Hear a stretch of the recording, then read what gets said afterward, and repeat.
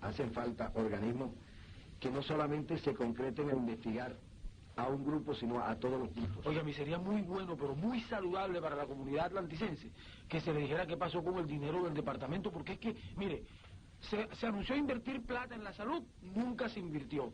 En acueductos nunca se invirtió. Bueno, en acueductos sí se invirtieron 900 millones de pesos, pero ¿dónde está la... ¿A dónde está? Sí. Y a los jubilados del departamento, a los jubilados docentes del departamento no se les pagó ni una quincena. Muy buenas noches. Saludamos a los televidentes del Caribe colombiano y a quienes nos ven en diferentes ciudades del país. Este programa tiene 19 años al aire, Consultorio Jurídico. Muy buenas noches, Víctor Julio Díaz Daza.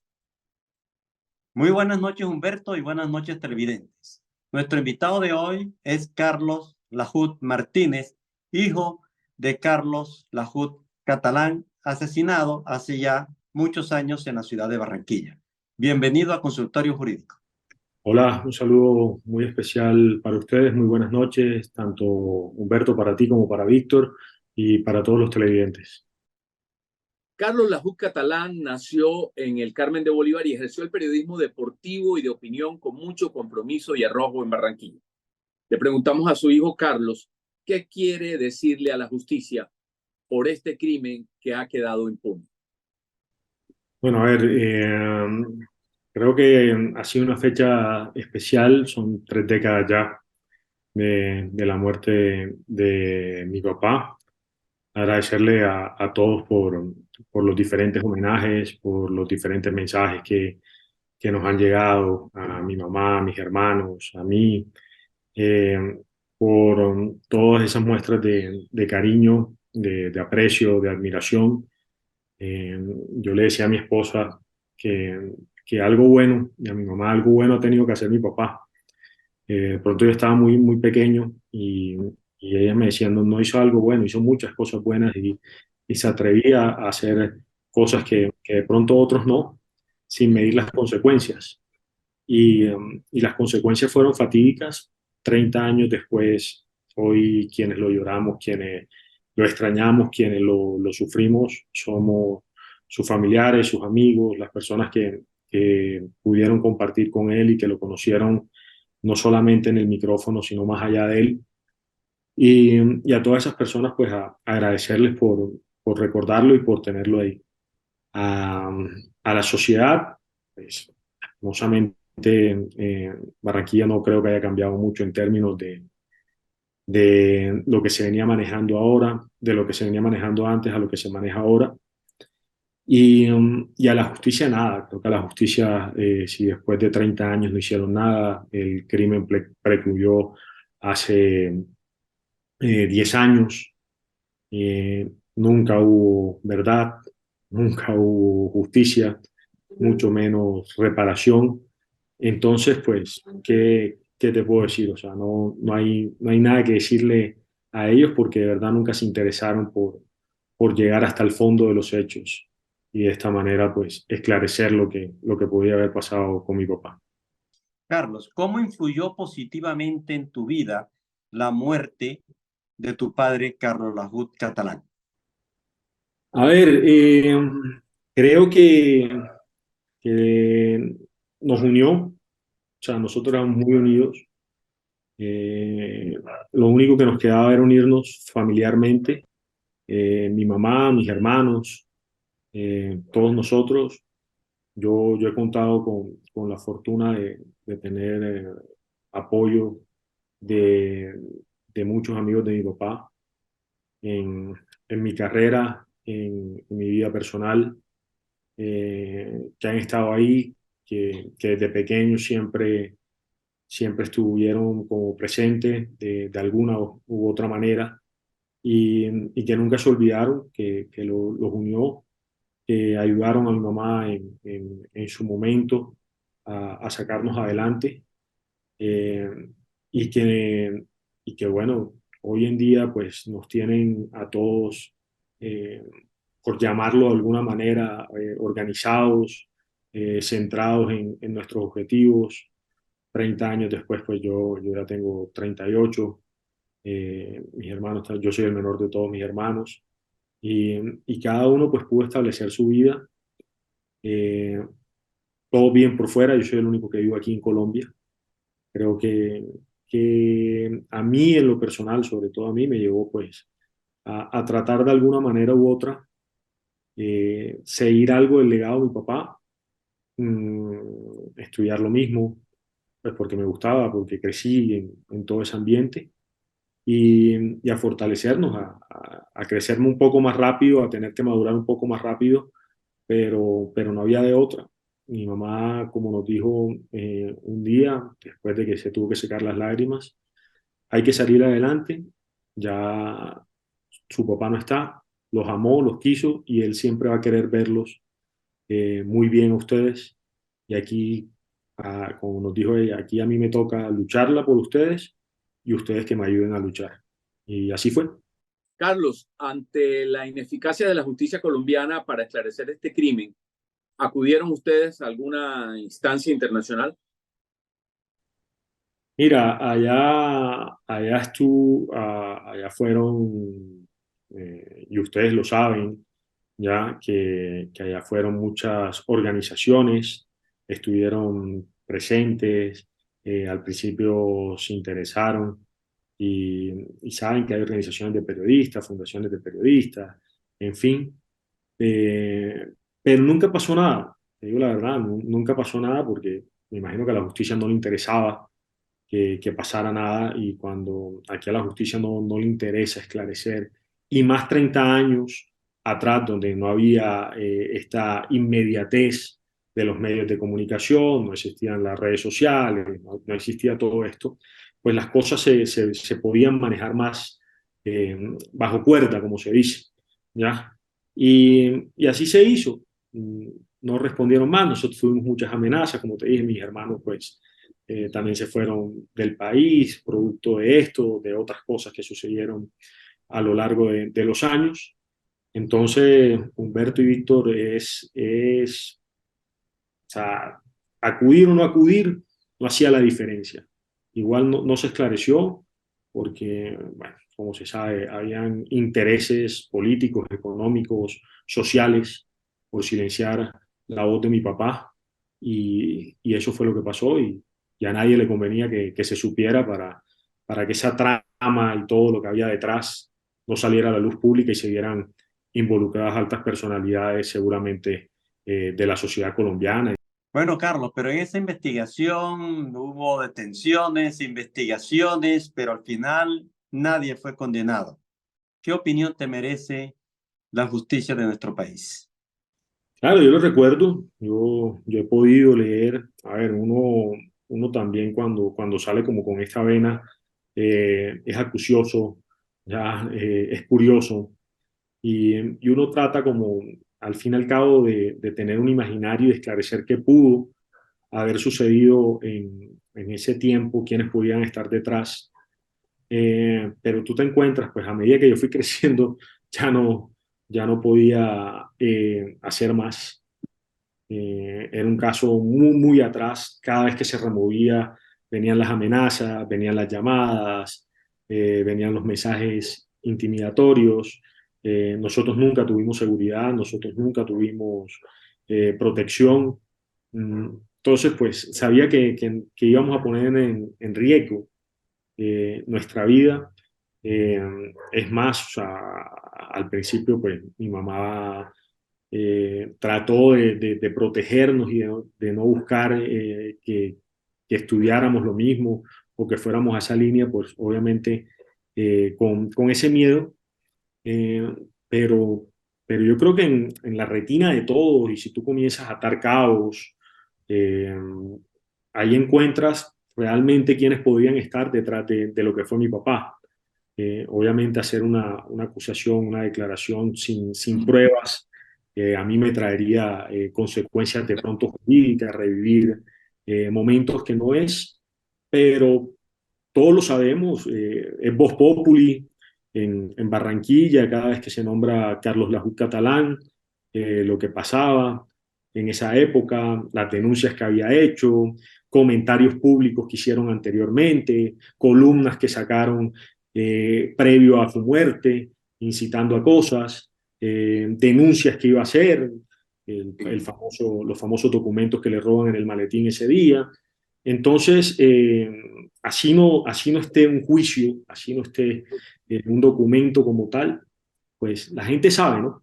Pero este es un país sin memoria y aquí no pasa nada. Entonces, eso también lo sabemos. Yo hoy me atrevo a decirlo, porque miedo no tengo, ya siempre lo he dicho, o sea, yo miedo no tengo y, y ya no va a pasar nada, ya es un crimen que precluyó, y ya, ahí quedó. Ya, los que cogieron fueron chivos expiatorios, fue una parafernalia, fue producto del teatro y del show y de encubrir a los otros, a los verdaderos culpables, a los autores intelectuales. Y como te decía, ahí había mucha gente poderosa involucrada que no podía, pues, quedar públicamente expuesta. Vamos a una pausa comercial y regresamos en un instante, pero antes los invitamos a leer el libro En la mira del conflicto de la periodista vallenata Yanixa Fontalvo Díaz.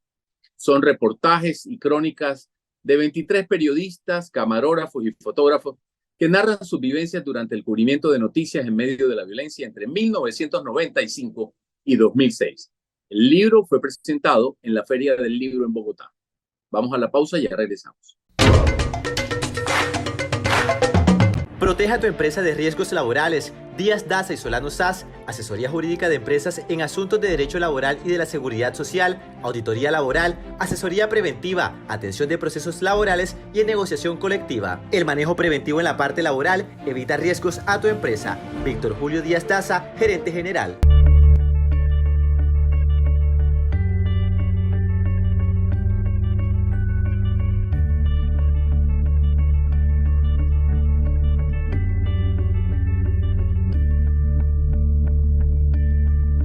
Ceballos y Viveros Abogados, expertos en pensiones. Atendemos en Barranquilla y Santa Marta. Luis Toribio Ceballos. Celulares 315-551-9997, Santa Marta. 324-270-8538, Barranquilla. Willy Arevalo, rehabilitación deportiva, neurológica y masajes terapéuticos. Fisioterapeuta y entrenador deportivo. Celular 310-712-1352.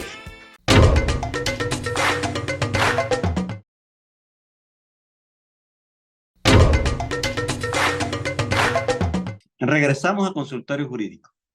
Carlos, tu padre es recordado como una persona muy exigente, muy dura, muy cuestionador sobre los problemas sociales en Barranquilla.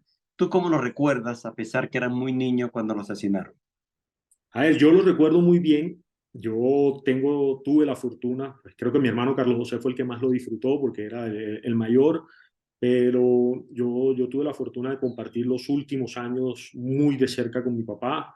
Yo tenía 7, iba para 8 años, pero yo crecí entre emisoras ABC, yo alcancé a ir al Diario El Caribe, estaba siempre en los cubrimientos periodísticos con mi papá, iba al Tomás Arrieta, iba al Elías Chewy, iba al Romelio, iba al Metropolitano, al Humberto Perea, en fin, iba todo con mi viejo y lo tenía muy, muy presente. Ya, entonces lo recuerdo en el Mediterráneo, obviamente, los viernes mi papá iba todos los días al Mediterráneo, pero los viernes del Mediterráneo eso eran sagrados. Lo recuerdo escribiendo, lo recuerdo llamando, lo recuerdo caminando, yendo hasta el lugar de la noticia a confrontarlo, a ver, a buscar las pruebas. Él tenía siempre una frase que decía papelito habla, que es famosa, pues para los que lo conocieron, y por eso él nunca perdió cuando lo demandaban por injuria, por calumnia, nunca lo perdió, ¿ya? Porque él decía, aquí tengo las pruebas, ¿ya? Entonces, así lo recuerdo, con una ética intachable. 30 años después, nadie se me ha podido acercar a decirme es que a tu papá le pasé plata, es que a tu papá se vendió por una cuña, es que tu papá tenía esto por debajo de la mesa y por eso atacaba a uno y a otros no. Hay amigos de él que me dicen, yo peleé con tu papá un día porque me sacó una cosa y le decía, oye, eres mi amigo, ¿cómo así? ¿Ya? Y él decía, sí, soy tu amigo, pero la estás embarrando, estás haciéndole daño a la sociedad, te estás aprovechando de un bien público y eso no puede ser y no lo voy a permitir. Y si eso me cuesta tu amistad, ¿ya? Y me lo han dicho personas. Me lo han dicho personas cercanas a él, ya 30 años después, 20 años después. Entonces eso demuestra pues la clase de periodismo que hacía mi papá. Alguien una vez dijo un periodismo suicida, un periodismo de kamikaze, pero era su estilo. Nadie lo iba a cambiar. Mi mamá no lo pudo cambiar. Creo que nosotros, todos sus hijos, que estábamos ahí, que lo queríamos, que lo amábamos, y él nos veía, no lo podíamos cambiar. Y de pronto él soñaba con eso, ¿no? Con una Barranquilla, una sociedad diferente, idealizada, y eso era lo que él buscaba y lo que él luchaba. No se hizo, pero para mí, o sea, para mí, yo lo dije hace poquito en una entrevista, mi papá era mi héroe. Es un ejemplo a seguir, muy lejos de lo que podemos estar nosotros, sus hijos, los dos que buscamos estudiar esto, pero fue alguien que nos inspiró y era una persona muy diferente cuando ya se iba del micrófono, demasiado diferente. Carlos, el 19 de abril de 1993 fue el lunes. Recordamos particularmente la fecha no solo por el hecho fatídico que acabó con la vida de tu padre, sino porque en ese momento acabábamos de salir de la sala de edición de Palma Televisión, en donde hacíamos el programa El Pulso de la Región. Y ese día el programa tenía un toque muy particular de críticas sobre las administraciones públicas de Barranquilla y del departamento. Recordamos la fecha así. Ahora, ¿cómo recuerdas tú esa fecha? A ver, lo recuerdo yo tengo como cierto flashback a veces porque a veces siento que confundo una cosa con la otra, pero lo recuerdo mucho. Yo normalmente me iba con mi papá a la emisora. Ese día no me acuerdo por qué no me fui. No tengo claro si veníamos de una Semana Santa muy cercana o había sido así, creo que eso, o habían sido unos días atrás, pero ese lunes no me levanté. Ese día no me levanté. No fui. Vi que mi papá salió normal. Yo estaba con mi mamá en en el apartamento cuando comienza pues a sonar el teléfono y mi mamá le pregunta a alguien a mi mamá: ¿Carlos ya salió? Sí, Carlos está en la casa, está en el programa, debe estar al aire y tal. Después lo llama mi tía, la llama mi tía y le dice: Carlos, ¿Carlos está ahí? No, es que dicen que Carlos sufrió un accidente, que lo atropelló un carro. Y mi mamá se voltea y me dice: a Carlos lo mataron, a tu papá lo mataron, ¿ya? Eh, ¿Y dónde fue? Corre, o sea, salimos corriendo. Yo me acuerdo que salgo hasta sin zapatos. En estos días estuve viendo, hay una foto ahí donde aparezco que me pareció impactante. Y bueno, lo recuerdo que llegamos al lugar, mi mamá y yo, lo vi tirado, no estaba cubierto todavía, estaba tirado, ensangrentado. Y cuando me voy a acercar, me cogen, me sacan de ahí, me llevan cerca donde mi tía Carmen, que en paz descanse, apartamento que vivía ahí cerca. Y ya, y eso es lo que recuerdo. Sé que hizo la misma ruta que hacíamos todos los días. Sé que seguramente se tomó su jugo ahí en Los Compadres, con un banano. Ah, no, mentira, ahí este era el jugo. En la casa de los Felfle era el banano que se comía él normalmente. En fin, pero ese era mi papá. Siempre decía su ruta: a mí no me va a amedrentar, a mí no. Y eso fue lo que pasó ese día. Él nunca se lo esperó, tanto así que él siempre llegaba para almorzar conmigo. Si yo no me iba, o siempre llegábamos, almorzábamos en la casa y él era quien me llevaba al colegio en la tarde. Mi papá era quien me llevaba al colegio en la tarde, por eso yo me iba en la mañana con él. Entonces, bueno, pasó así y ese es el recuerdo que tengo del 19 de abril. Ya después eh, la catedral, Jardines del Recuerdo, tanto en la funeraria, que nunca estuvo sola. La verdad, en esa época no cerraban las funerarias, entonces estaba Sí. todo el mundo pasando gente. Yo nunca me quería despegar de mi mamá, era el miedo, era lo único que tenía.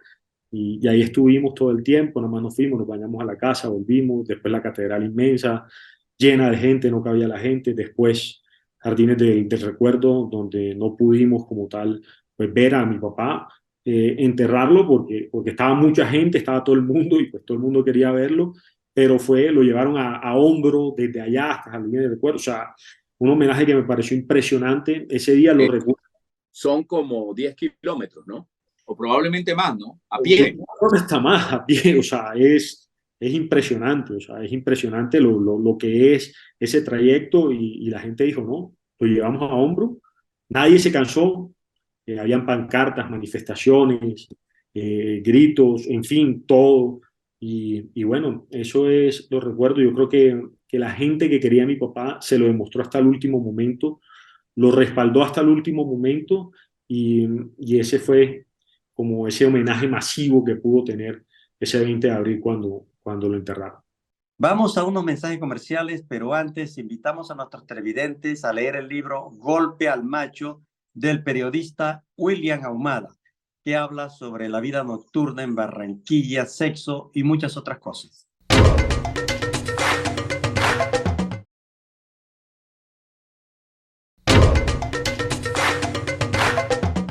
Regresamos al consultorio jurídico. Carlos, crónica de una muerte anunciada se adapta a muchas situaciones de la vida. Y este podría ser el caso porque tu padre era un valiente, también un provocador, sufría amenazas, pero nunca estuvo armado. Sí, mi papá nunca estuvo armado. A ver, mi papá era una persona muy aguerrida, muy temperamental, pero él decía que él no le tenía miedo, no le tenía miedo a las balas, ¿ya? Y nunca tuvo armas, nunca tuvo protección, nunca tuvo nada. Eh, Creo que una sola vez, si mal no estoy, se llevó un bate para la oficina, un bate, Sí. ¿ya? Y que porque iba a haber una manifestación y lo iban a ir como a joder, una cosa así, y él se le ocurrió fue llevarse un bate, aquí del que me venga le doy un batazo. Eso algo lo recuerdo, pero, pero sí, él era desafiante, o sea, él decía, yo no le tengo miedo a esto, a mí para callarme me tendrán que matar, y bueno, al final eso fue lo que pasó. Y yo lo que tengo como, por llamarlo de alguna buena manera, satisfacción, es que él murió haciendo lo que él creía, lo que él quería. Y a pesar de que a él le meten unos tiros por la espalda y acá en la cabeza, por atrás, yo no entiendo cómo mi papá quedó mirando hacia arriba, hacia el cielo. Mi papá era una persona muy creyente, muy creyente. Carlos, ¿has considerado alguna vez escribir un libro en la memoria de tu padre? Yo creo que nosotros tenemos muchas historias, sobre todo Carlos José, mi hermano mayor, que redacta muy bien. Él lastimosamente se fue del país por temas de seguridad cuando comenzó a ejercer. Y creo que lo haría muy bien. Creo que él lo haría muy bien. Yo me imagino que lo ha pensado, yo también lo he pensado a veces ponerme a escribir cosas de mi papá. Y creo que si en algún momento nos animamos, sería bueno y ahí quedaría como pues también parte de su vida, de sus actos y de todo inmortalizado. En algún momento de pronto nos animamos. Muchísimas gracias, Carlos Alfonso Lajú Martínez, por esta entrevista, consultorio jurídico, recordando a tu padre 30 años después de su asesinato, de su vil asesinato. Humberto y Víctor, muchísimas gracias de verdad a ustedes y a todos por acordarse de él y de verdad muy especial esto para nosotros. Nos despedimos, además, no sin antes felicitar a los organizadores del tercer Congreso de Derecho Laboral y de la Seguridad Social, organizado por la Universidad de la Costa. Gracias a nuestro invitado y a nuestros televidentes por acompañarnos y los esperamos en un próximo programa de Consultorio Jurídico.